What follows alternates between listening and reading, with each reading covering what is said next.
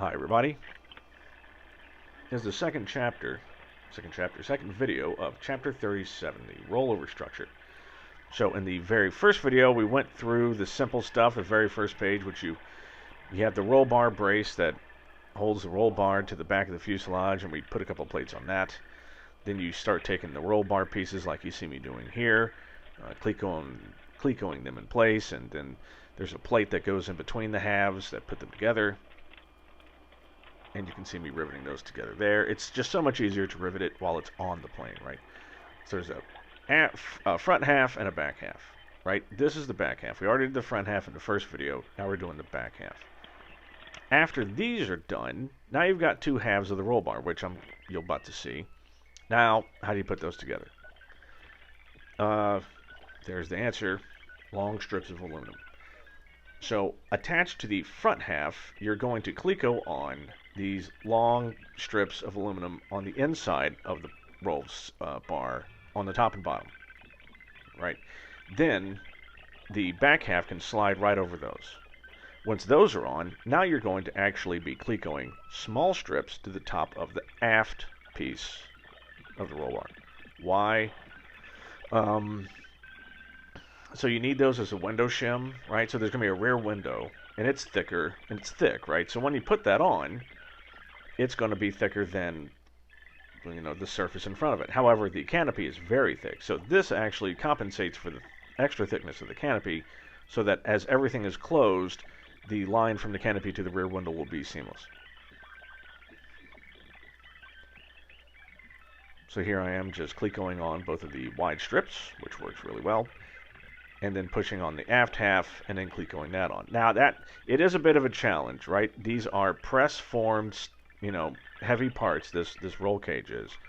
So even though you've got big bends and this thing's drilled, not going to be 100% dead on. Now there wasn't a hole that I couldn't get a cleco through, but some of them were so hard to actually get one in. I mean, it was hard. Luckily, you'll be match drilling all of these out to size number 30s,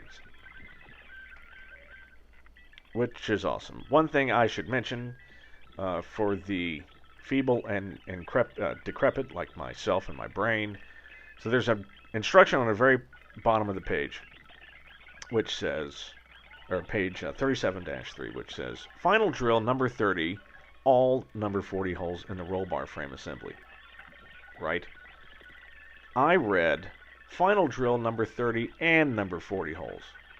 So I match drilled them all to number 40s, right? That's what I was about to start doing. Then I thought, but wait a minute. I see big pop rivets on these things in other people's planes. So I read forward in the instructions. Oh yeah, it's all number 30s. I read drill number 30 and number 40, when in reality it says drill number 30, all the number 40 holes. So all the number 40 holes, drill them up to 30. Final drill them up to 30. I didn't know that at the time. I was just sitting there drilling going, God, I hope this is the right thing. I'd really hate to have to order these pieces again. So, to my decrepit brain, go f*** yourself. I don't like the fact that I'm having senior moments while I'm building my plane at 44. With all due respect to the senior community, of which I'm increasingly advancing towards. Okay, serious. Okay, no. It's not a question of my brain ability. It's the fact that it was late, it was dark, and I probably should have reading glasses on. But I'll never admit that out loud. So what I'm doing is just going through and remove the cleco, match drill up to number 30, cleco it in place. Pretty simple. We got all the drilling done, which was awesome. In the next video, we're going to disassemble the whole thing, deburr the whole damn thing, prime the whole thing, and then start the riveting together. That's a pretty damn heavy piece with all those clecos in. Thank you for joining me, and we'll see you soon.